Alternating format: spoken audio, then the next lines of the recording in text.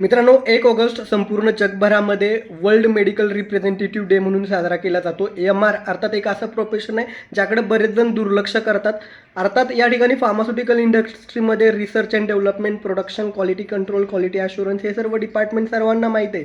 पण मार्केटिंग डिपार्टमेंटमध्ये जो ग्राउंड झिरोला काम करतो, औषधाची माहिती डॉक्टरांना योग्य पद्धतीनं पोहोचवण्याचं काम करतो, त्या प्रोफेशनकडे सर्वांचं दुर्लक्ष राहिलं जातं. लक्षात ठेवा, हा केवळ सेल पर्सन नाही आहे.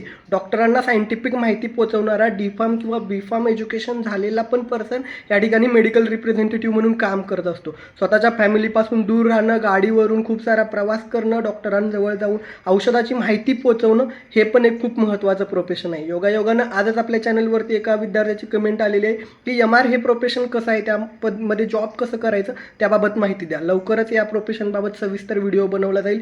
माझ्या महाराष्ट्रातील सर्व तमाम मेडिकल रिप्रेझेंटेटिव्हना खूप साऱ्या शुभेच्छा.